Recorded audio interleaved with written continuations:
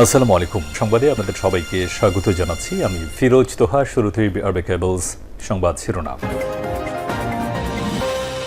বাংলাদেশের সর্বশেষ গুরুত্বপূর্ণ আপডেট সংবাদ আপনাকে স্বাগত। শুরুতেই সংবাদ শিরোনাম, পরে বিস্তারিত। শুরুতেই জানাব, ওষুধ, মোবাইল ফোন ও ইন্টারনেট সেবায় বাড়তি ভ্যাট প্রত্যাহার করে প্রজ্ঞাপন। ওষুধ, মোবাইল ফোন ও ইন্টারনেট সেবাসহ বেশ কয়েকটি পণ্যের উপর আরোপিত ভ্যাটের হার কমিয়ে প্রজ্ঞাপন জারি করেছে জাতীয় রাজস্ব বোর্ড এনবিআর। বুধবার 22 জানুয়ারি এনবিআরের পৃথক 4টি প্রজ্ঞাপনে সব তথ্য জানানো হয়েছে। এরপর থাকবে, বেগম রোকেয়া বিশ্ববিদ্যালয় পরীক্ষা না দিয়েই পাশ ছাত্রলীগ নেত্রী। বেগম রোকেয়া বিশ্ববিদ্যালয় বেরোবি পরীক্ষা না দিয়েই ছাত্রলীগ নেত্রীকে পাশ করিয়ে দেওয়ার অভিযোগ উঠেছে। অভিযুক্ত সোরায়া ইয়াসমিন ঐশী গণিত বিভাগ 2018-19 সেশনের শিক্ষার্থী। এই অভিযোগ উঠেছে একই বিভাগের কোর্স শিক্ষক প্রফেসর ডক্টর মোহাম্মদ রুহুল আমিনের বিরুদ্ধে। জানাবো, পদ ছাড়লেন সার্জিস আলম। জুলাই শহীদ স্মৃতি ফাউন্ডেশনের থেকে সরে দাঁড়ালেন বৈষম্যবিরোধী ছাত্র আন্দোলনের অন্যতম সমন্বয়ক সার্জিস আলম। বুধবার 22 জানুয়ারি সকালে সামাজিক যোগাযোগ মাধ্যম ফেসবুকে একটি স্ট্যাটাস দিয়ে এই বিষয়টি নিশ্চিত করেছেন তিনি।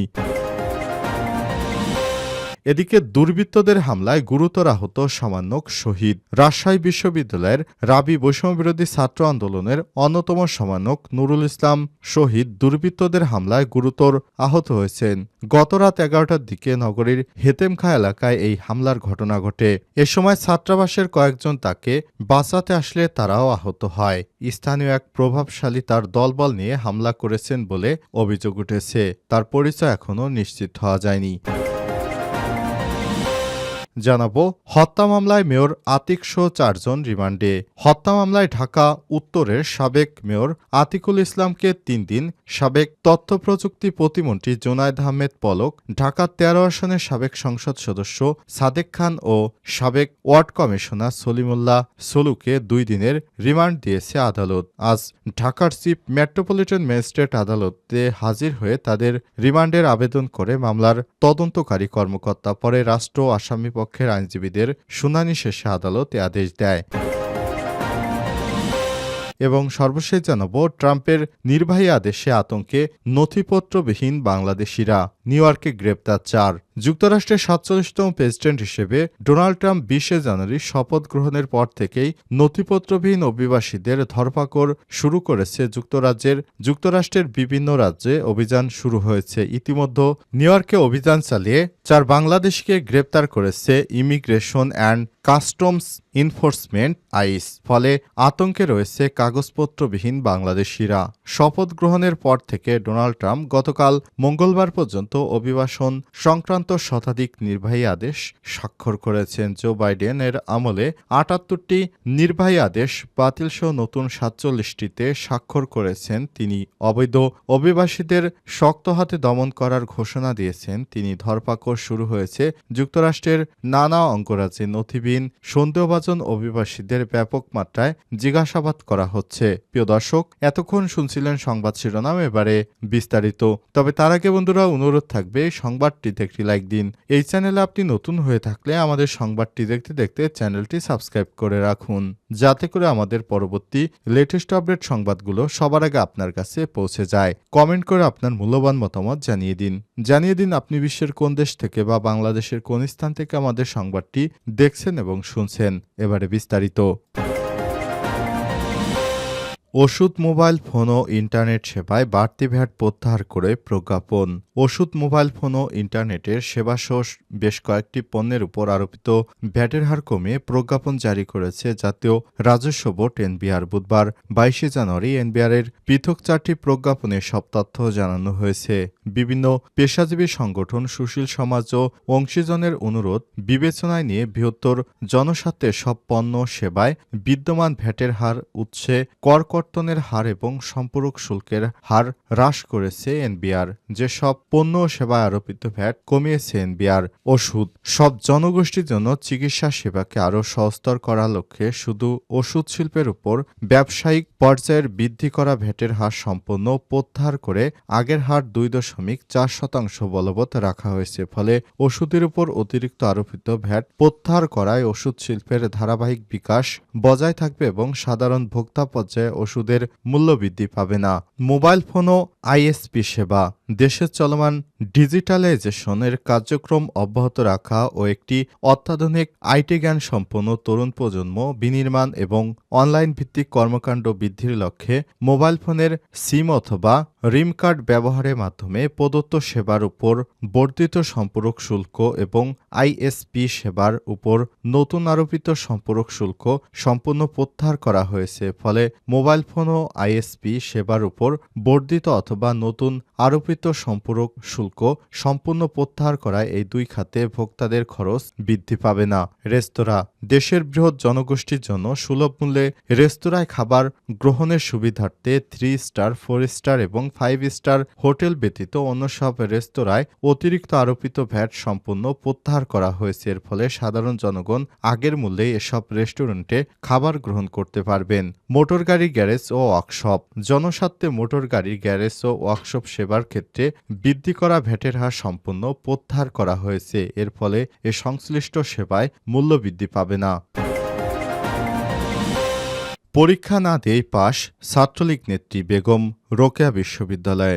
বেগম রোকেয়া বিশ্ববিদ্যালয়ে বেরোবি পরীক্ষা না দিয়ে ছাত্রলীগ নেত্রীকে পাশ করিয়ে দেওয়ার অভিযোগ উঠেছে। অভিযুক্ত সুরাই ইয়াসমিন ঐশী গণিত বিভাগের 18-19 সেশনের শিক্ষার্থী। বিশ্ববিদ্যালয়ের শাখা ছাত্রলীগের সাংগঠনিক সম্পাদক। এ অভিযোগ উঠেছে একই বিভাগের কোর্স শিক্ষক প্রফেসর ডক্টর মোহাম্মদ রুহুল আমিনের বিরুদ্ধে। জানা যায় গত 16 জুলাই এরপর থেকে সুরাই ইয়াসমিন ঐশী ক্যাম্পাসে অনুপস্থিত। তার মাস্টার্স প্রথম সেমিস্টারের সকল পরীক্ষা জুলাই বিপ্লবের আগেই হয়েছিল। শুধু প্রফেসর ডক্টর মোহাম্মদ রুহুল আমিন এর একটা কোর্সের মিড পরীক্ষা বাকি ছিল। কোর্সটি নাম কমিউনিটি আলজেব্রা। কোর্স কোড হল 5102। কমিউনিটি ল্যাব আলজেব্রার বিষয়টি পরীক্ষা সোমবার 2 ডিসেম্বর দুপুর 12টার সময় হওয়ার কথা থাকলেও সেদিন পরীক্ষা ক্যান্সেল করেন কোর্স শিক্ষক। 10 ডিসেম্বর দুপুর 12টায় কমিউনিটি আলজেব্রার বিষয়ে মিড পরীক্ষা নেন কোর্স শিক্ষক প্রফেসর ডক্টর মোহাম্মদ রুহুল আমিন। এই পরীক্ষায় ছাত্রলীগের এই নেত্রী কখনোই ক্যাম্পাসে আসেনি, পরীক্ষাও দেননি, কিন্তু পরীক্ষা না দিয়েও তাকে পাশ করিয়ে দেওয়া হয়েছে। এই বিষয়ে ঐশীর ব্যাচমেট ইমরান বলেছেন, ছাত্রলীগের বিপক্ষে সর্বদাই ছিলাম। এমন সংগঠন কেউ ক্যাম্পাসে এসে পরীক্ষা দিতে পারে না। তারা পরীক্ষা দিতে আসার সাহস কিভাবে পায়? আগে শহীদ আবু সাঈদের হত্যার বিচার, দোষী ছাত্রছাত্রীদের আজীবন বহিষ্কার, তা না হলে বিশ্ববিদ্যালয়ের বিশৃঙ্খলা হলে এর দায় বিশ্ববিদ্যালয়কেই নিতে হবে। সুরাই ইয়াসমিন ঐশী বলেছেন, আমি ওই মিড পরীক্ষাটি সবার সাথেই দিয়েছি, কিন্তু কবে দিয়েছি তা মনে নেই। আপনারা চাইলে আগে আমার বিভাগে গিয়ে পরীক্ষার খাতা দেখতে পারেন। পরীক্ষা অংশগ্রহণ না করেও পাশ করে দেওয়ার ব্যাপারে গণিত বিভাগের প্রফেসর ডক্টর রুহুল আমিনকে জিজ্ঞাসাবাদ করলে তিনি বলেন, না, আমি পরীক্ষা জুলাই আগস্টেই নিয়েছি, কারণ মাস্টার্স প্রথম বর্ষের সকল বিষয় আগেই শেষ হয়ে গেছে। এই মিড পরীক্ষাটি মে মাসে নিয়েছি। দেখতে চাইলে পরীক্ষা কন্ট্রোলে গিয়ে খোঁজখবর নিতে পারেন। পদ ছাড়লেন সার্জিস। জুলাই শহীদ স্মৃতি ফাউন্ডেশনের থেকে সরে দাঁড়ালেন বৈষম্যবিরোধী ছাত্র আন্দোলনের সমন্বয়ক সার্জিস আলম। বুধবার 22 জানুয়ারি সামাজিক যোগাযোগ মাধ্যম ফেসবুকে একটি স্ট্যাটাস দিয়ে বিষয়টি নিশ্চিত করেছেন তিনি। কালবেলার পাঠকদের জন্য সার্জিস আলমের পোস্টটি তুলে ধরা হলো। জুলাই শহীদ স্মৃতি ফাউন্ডেশনের সাধারণ সম্পাদকের দায়িত্বে আমি নেই। এই ফাউন্ডেশনের গতি ত্বরান্বিত করার জন্য ফাউন্ডেশনের গঠনতন্ত্র কাঠামো কাজের প্রক্রিয়াতে পরিবর্তন আনা হয়েছে। এখন থেকে এক্সিকিউটিভ কমিটি পুরো অফিসের সার্বিক বিষয় পরিচালনার দায়িত্ব পালন করবে। চিফ এক্সিকিউটিভ অফিসার সিইও সেখানে অফিসের প্রধান হিসেবে দায়িত্ব পালন করবে। মীর মাহবুবুর রহমান স্নিগ্ধ বর্তমানে সিও হিসেবে দায়িত্ব পালন করছে।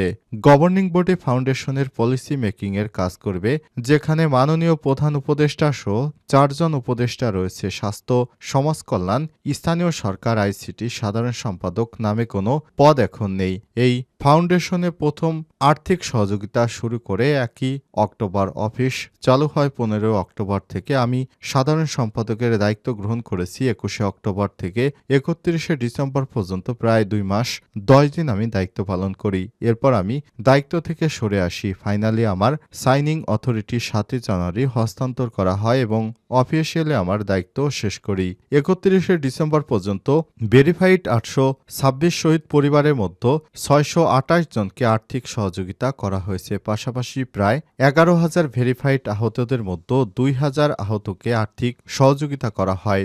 যতদিন পর্যন্ত আমি আমার সর্বোচ্চ সময় ফাউন্ডেশনে দিতে পেরেছি ততদিন আমি দায়িত্ব পালন করেছি বলেও জানান শারজিস আলম।